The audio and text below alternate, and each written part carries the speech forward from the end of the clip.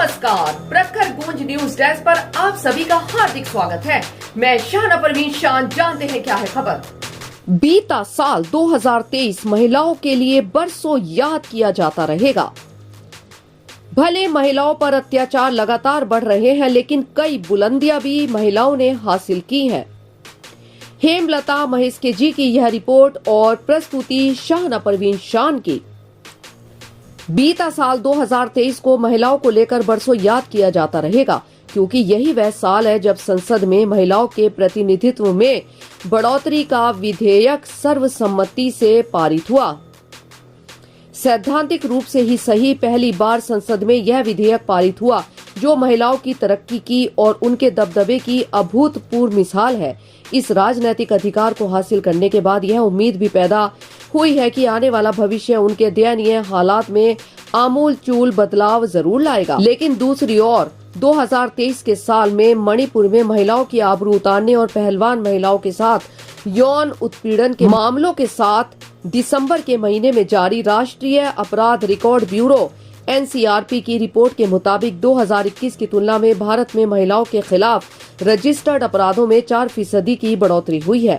अपराध के ये आंकड़े बता रहे हैं कि जब तक देश में महिलाओं के अनुरूप सामाजिक, आर्थिक, राजनीतिक और प्रशासनिक ढांचे में बदलाव नहीं आते हैं, महिलाओं पर अत्याचार कम नहीं होंगे, लगातार बढ़ते ही रहेंगे। यह भी उल्लेखनीय है कि महिलाओं ने इस साल विकास की प्रक्रियाओं में भी अपनी शानदार भागीदारी के झंडे धरती से गगन तक में गाड़े हैं। इस साल चंद्रयान 3 की सफलता पूरे देश के लिए बहुत बड़ी उपलब्धि है। चंद्रयान 3 की मुख्य निदेशक एक महिला ही थी, जो रॉकेट वुमेन के नाम से जानी जाती है। देश और दुनिया में चंद्रयान 3 की सफलता को हासिल करने में रॉकेट वुमेन के साथ 50 और अन्य महिलाएं भी शामिल थी। चंद्रयान 3 की सफलता यह बता रही है कि पुरुषों के मुकाबले महिलाएं कहीं से भी कम नहीं है। पिछले कुछ दशकों में अपने क्षेत्रों के अलावा महिलाओं ने पुरुषों के वर्चस्व वाले सभी क्षेत्रों में अपनी कुशलता का परिचय दिया है, कामयाबी के परचम लहराए हैं। उन्होंने साबित किया है कि वे अब किसी से कम नहीं हैं। वहीं आज भी यह दुखद और शर्मनाक है कि महिलाओं पर अत्याचार घर में और बाहर भी बढ़े हैं। दुर्गति यह है कि महिलाओं पर अत्याचार करने वालों को सजा नहीं मिलती और महिलाओं को उन्हीं के हवाले छोड़ दिया जाता है जो उन पर अत्याचार करते हैं। महिलाओं के साथ यह भी विडंबना है कि उन पर जब कभी अत्याचार होता है तो दोषियों के खिलाफ कोई कार्रवाई होने की बजाय महिलाओं पर ही दोष मढ़ दिया जाता है कि जरूर उनकी ही कोई गलती रही होगी। जैसे बलात्कार होने पर उनके कपड़ों और उनकी स्वतंत्रता को ही जिम्मेदार बता दिया जाता है।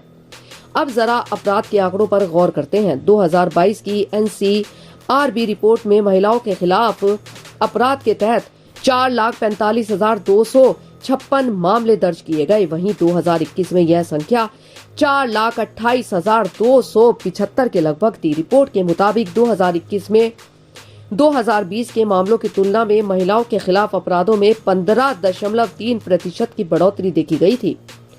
RPC की विभिन्न धाराओं के तहत महिलाओं के खिलाफ ज्यादातर मामले पति या उनके रिश्तेदारों द्वारा क्रूरता 31.4% के थे। इसके बाद महिलाओं का अपहरण 19.2%, शील भंग, गरिमा के ठेस पहुंचाने करने के इरादे से महिलाओं पर हमले के तहत 18.7% और बलात्कार 7.1% के मामले दर्ज किए गए। 2022 में दिल्ली में लगातार तीसरे साल 14,158 मामलों के साथ महानगरों में महिलाओं के खिलाफ अपराध के तहत सबसे अधिक मामले दर्ज किए गए। महिलाओं की गरिमा को ठेस पहुंचाने के इरादे से उन पर हमला और महिलाओं के अपहरण की कैटेगरीज के तहत दर्ज मामलों में 19 महानगरों में आगे रहा है। सभी राज्यों में उत्तर प्रदेश RPC और विशेष और स्थानीय कानूनों के तहत महिलाओं के खिलाफ दर्ज मामलों में सबसे ज्यादा 65,743 की संख्या के साथ फिर से सूची में सबसे ऊपर है। इसके बाद महाराष्ट्र 45,331 मामले, राजस्थान 45,058 मामलों के साथ 2021 में यूपी में महिलाओं के खिलाफ अपराध के 56,083 मामले दर्ज किए गए हैं। इसके बाद राजस्थान 40,738 मामले थे।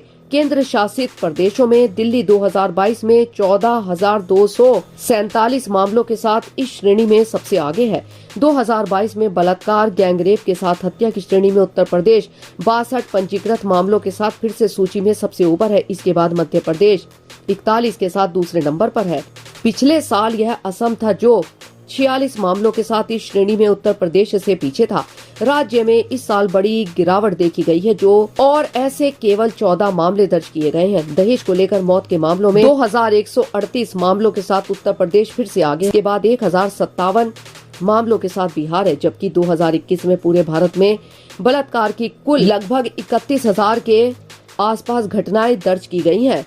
2022 में 31,516 मामलों के साथ मामूली गिरावट देखी गई। इस श्रेणी में राजस्थान फिर से आगे है। हालांकि 2021 में 6,337 मामलों के साथ 2022 में 5,399 मामलों की थोड़ी गिरावट के साथ इसके बाद उत्तर प्रदेश 3,690 पर है। जिस तरह महिलाओं को राजनीतिक अधिकार हासिल हुआ है, धीरे धीरे मतदान में जैसे जैसे उनकी रुचि बढ़ती जा रही है, वह यह उम्मीद जगा रही है कि वे अपने साथ होने वाले भेदभाव को बहुत दिनों तक बर्दाश्त करने वाली नहीं है। पुरुषों द्वारा महिलाओं पर रोजाना मानसिक अत्याचार होते हैं, लेकिन इसे अपराध माना ही नहीं जाता है। महिलाएं अब मानसिक अत्याचार को बहुत दिनों तक चुपचाप झेलने वाली नहीं है।